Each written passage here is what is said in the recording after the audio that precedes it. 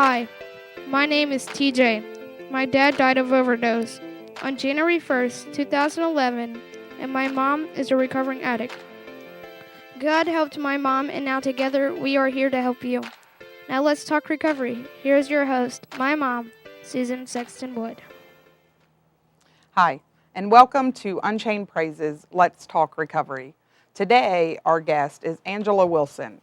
We'll be talking about active addiction and then recovery.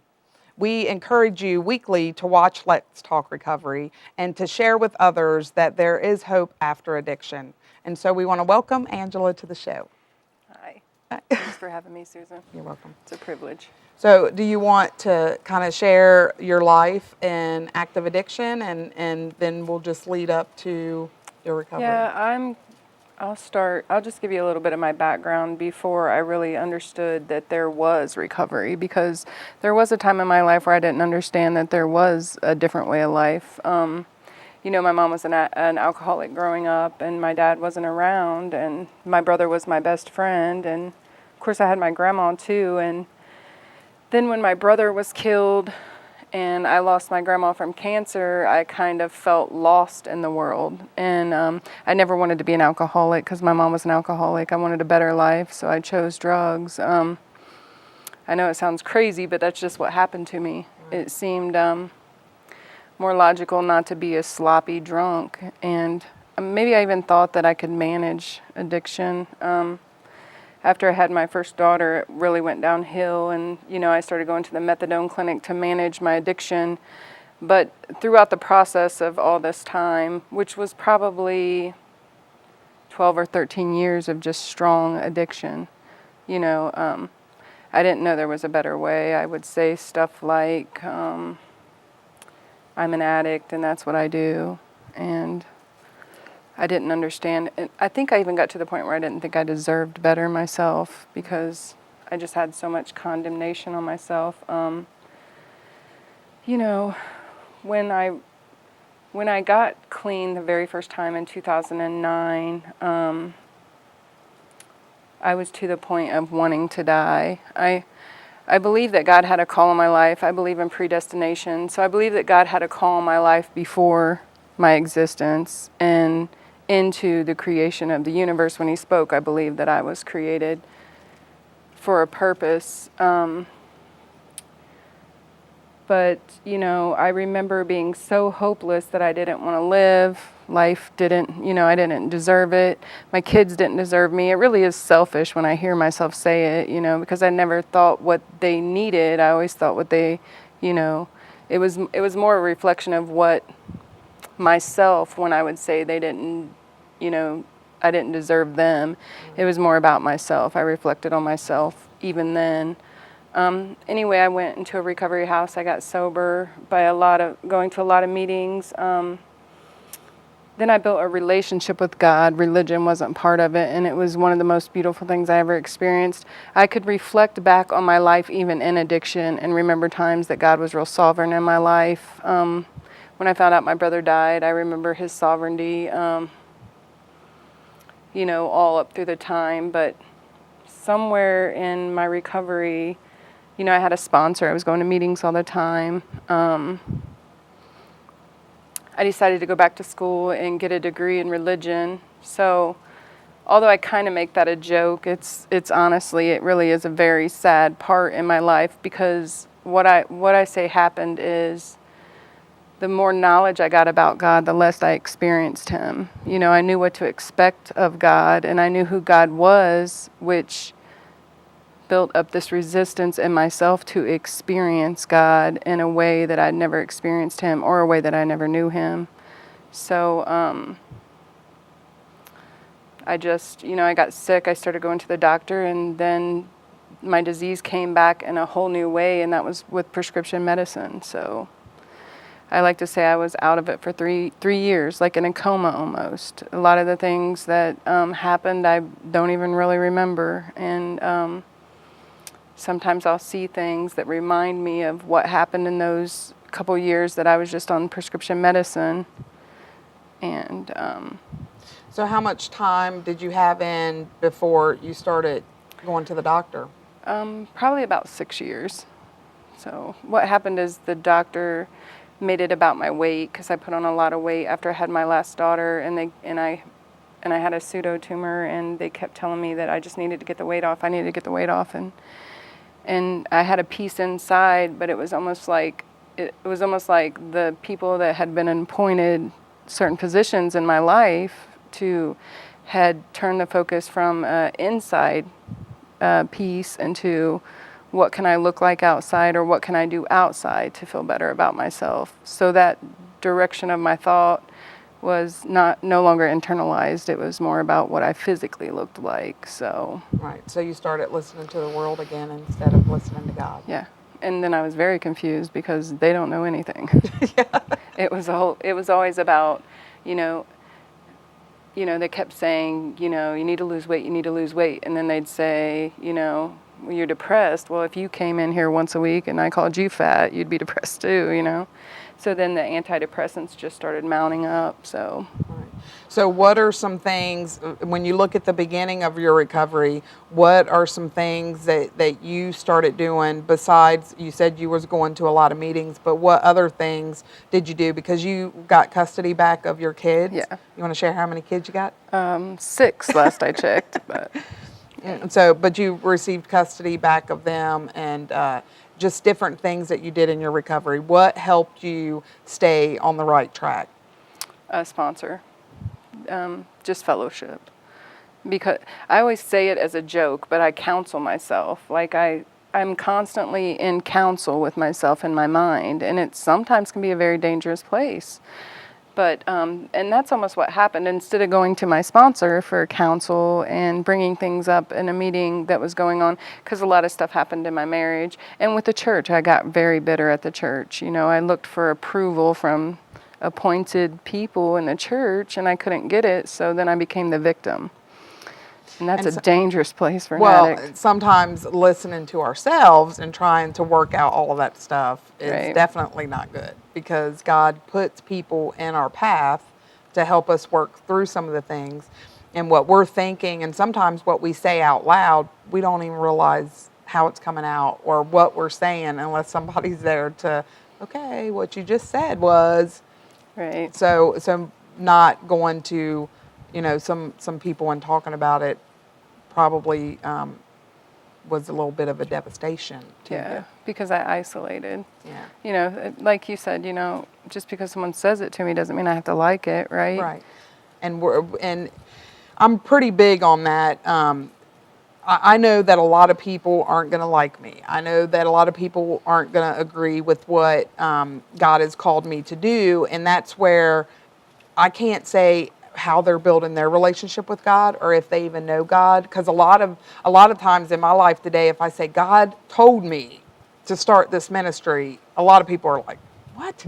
They just don't understand it. So I have to remind myself and almost take myself back to when I didn't really understand what God was capable of. Right. Like, I understood there was a God, but I didn't have a clue that if you build a relationship with God, that He will use you, and it's His will and not yours anymore. And, it can go on and on, what I've learned, but that's where listening to what God has told me to do and not necessarily the world, I have to watch that. But I also know that God puts people in my path to give me confirmation. And when I'm struggling, and I can relate to secluding myself, I can relate to depression, I can relate to struggling, and that's when I have to pick up the phone or go and talk to somebody.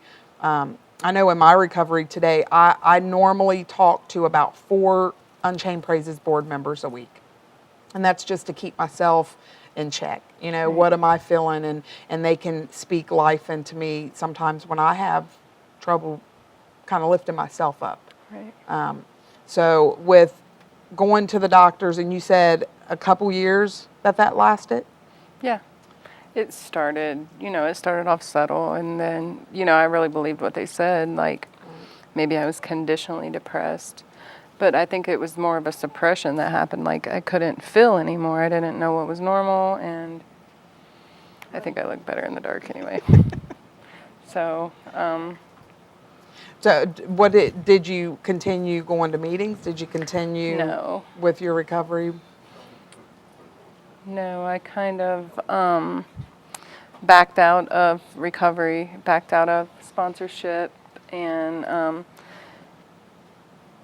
the most important thing I've learned this time around is how important it is to be honest, and that's probably what happened. I started to live some kind of deception in my life. A big thing was my sponsor was not into mood stabilizers or antidepressants, and I thought that doesn't make sense, but it completely makes sense now. So, Well, and so for you, because you talk about you do struggle with depression, do you look at that as a relapse? Like if somebody, and there's many people that struggle with addiction that have a mental illness too, which is usually most popular bipolar and depressed. And so each person has their own recovery, and there's some people that need that, to be successful even in recovery.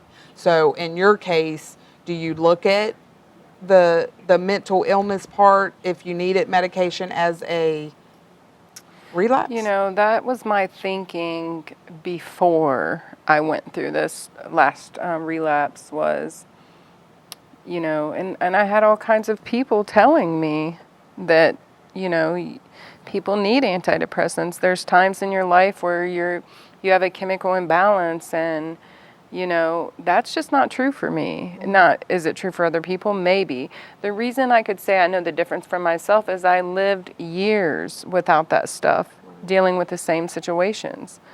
And God was sufficient. I mean, His grace was sufficient. To think of grace as a gratification, because in the world we're constantly seeking some type of fill me up or gratification, and it needs to be an instant. Maybe it is a pill, maybe it's a drink, maybe it's a man, maybe it's a job, maybe it's clothes, who knows? I mean, there's so many things we seek.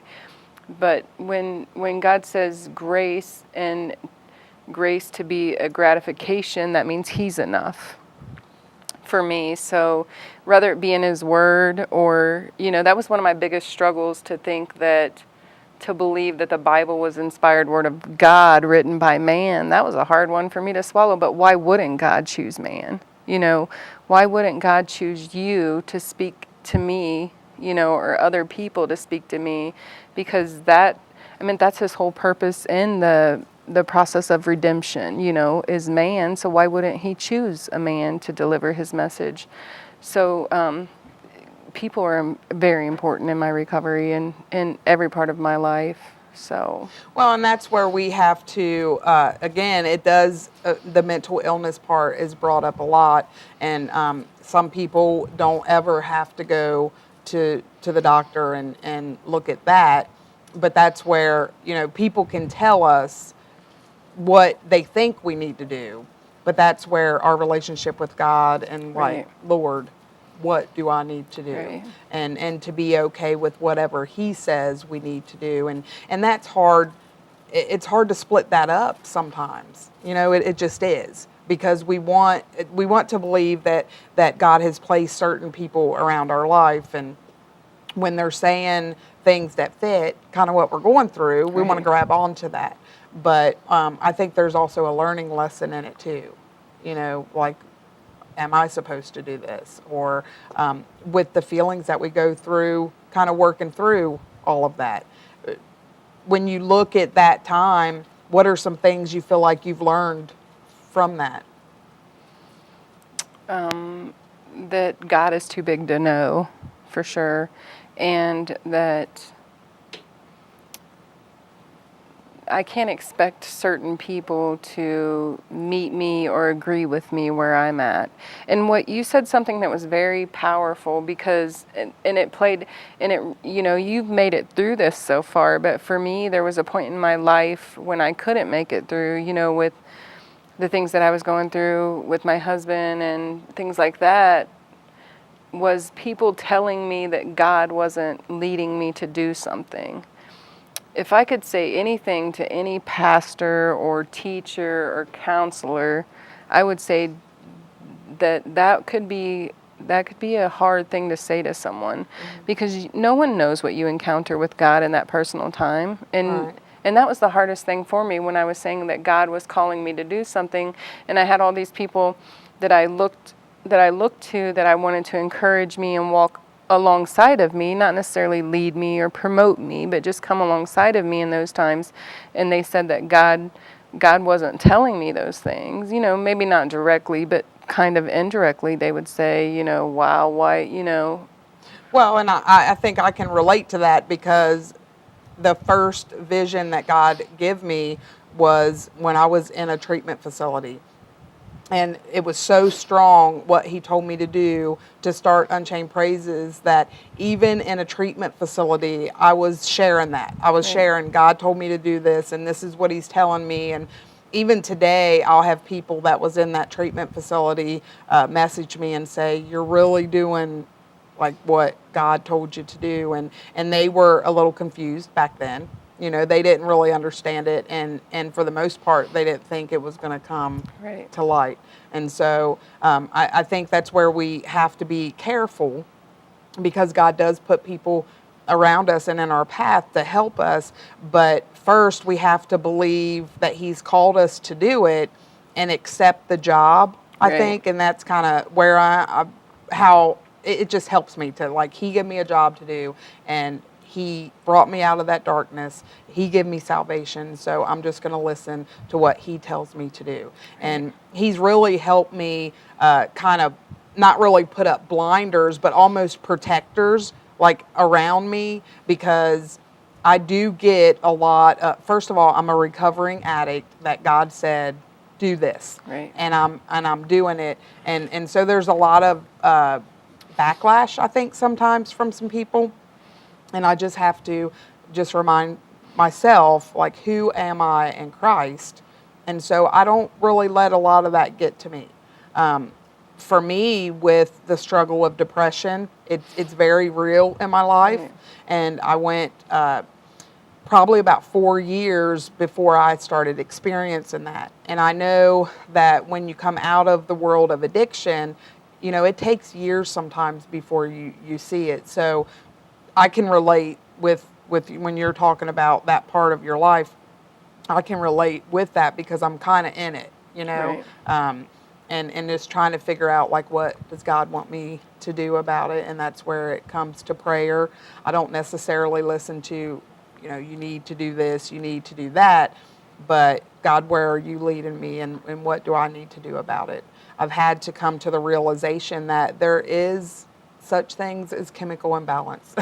And so to keep our recovery, and what is it that I need to do is important for our own growth. And not to say, like, of course I'm not specialized to tell someone that they don't need that kind of medication, and not to say that it wouldn't had work if I would have continued on the path of actually working a program. And I didn't. I took the medicine and just isolated. So that was probably the most dangerous thing for me, is to just try not to feel, and then just to take it in. And like I said, I'm not a very good counsel for my own self. So well, and that's why we built that support. Well, one of the big things for you is you go to meetings and you have a sponsor, and if we're not utilizing what's in front of us, I can sit with myself. If I think about, I'm going to be at home and I'm just going to be up in my head thinking about what I need to do, it's literally going to drive me crazy. So I know that I'm not best counsel for myself, but when I'm around somebody that I trust and that is a part of my support system, they can help me kind of break down what it is I'm feeling. And when it comes to that, then I don't feel as crazy. Like, if I'm by myself, I'm going to feel like I'm crazy, that my thoughts aren't real. Or So you're saying if we took our own advice, we'd be in a really good place, right? Yeah. And that's where, recovery, learning from that. So and this is on tape, so I'm going to hold you accountable when you say Take my that own you're advice. secluding yourself and you're in counsel with yourself. I'm going to remind you to utilize the support. Right. And honestly, I'm pretty good about that. I Right. mean, I think it's taken a while, but with whatever I'm going through, and there's a lot of different things that I go through, especially with the depression part. Like, my life is pretty good today. I mean, it is good, and when I struggle with that, I want to question, like, why in the world am I going through this? But this past year, trying to just, what does God want me to learn from it? I'm trying to look at now, instead of up in my own head, why am I going through this? Trying to analyze it myself. But there's different things that can happen throughout the day, and God puts on my heart the person that I need to call, or somebody I need to sit down and talk to. Right. You're a big part of my recovery, because when I started, after my relapse, when I went into a transitional house, you were a part of that transitional house, and you took me to meetings, and I looked at you as my spiritual mentor. And so I still look at you that way. I mean, just because of you going through a struggle, that doesn't change anything.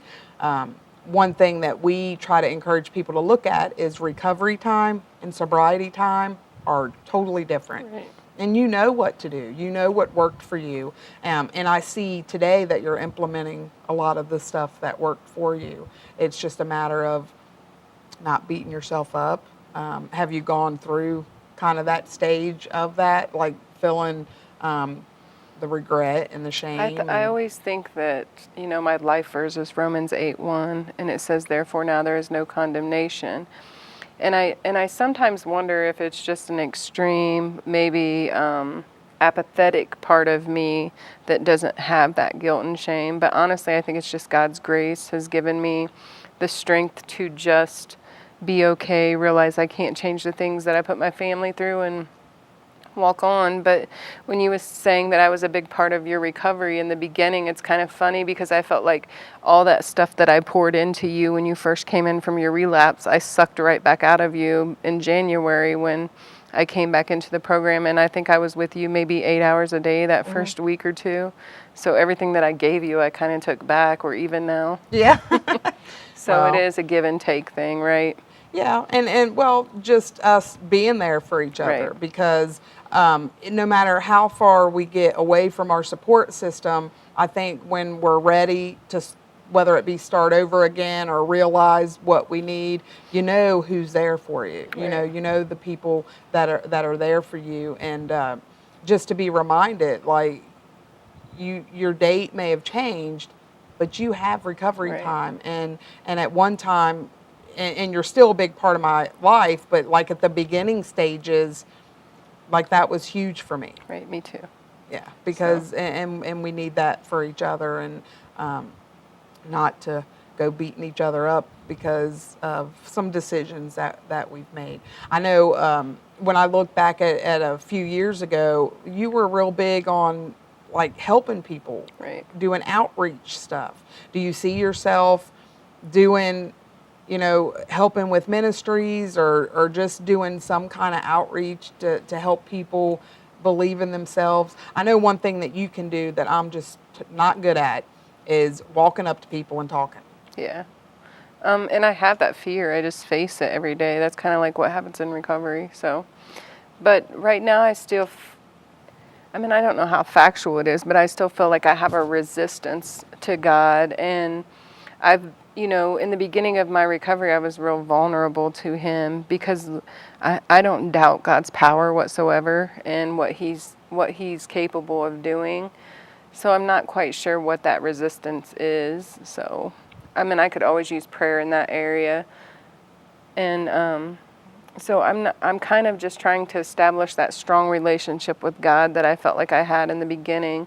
Not that He's gone anywhere. I just think it's that knowledge that I've obtained is not that healthy for me. And believe it or not, addicts are very intelligent people. Of course, I'm an addict, I would say that, right?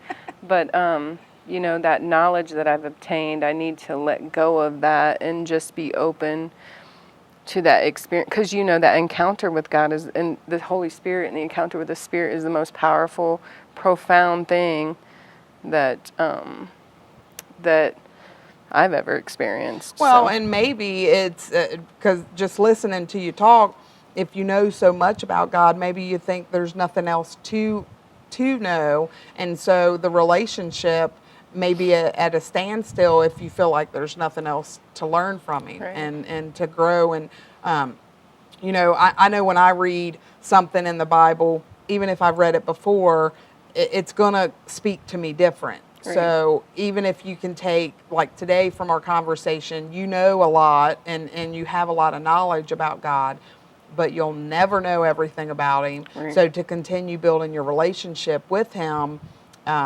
you can strengthen that, and you can have what you had before if you just realize, yeah, I know a little bit of knowledge about it, but I don't know everything. Right. And maybe you could be at that point. And that's just what I hear when I hear you talking, is like you have all this knowledge, but you're at a standstill with building your relationship with God. And sometimes if we think we know more than He does, I think it can stop our growth. Right. And I know you quite well, but had I not showed up, we couldn't have this experience. Right. So I think that's the same thing with God. No matter how I know Him, unless I show up, I can't experience Him. Right. So I think I'm willing. So hopefully you got some stuff that God spoke to you coming and being on the show today. Yeah, and I'm willing to show up. So if someone asks me, I'm willing to help take someone to a meeting, And you do a lot of that today. Yeah. So, whatever I can do. Like, I don't ever want to think I'm good enough to help someone, though, because I have to keep my ego in check.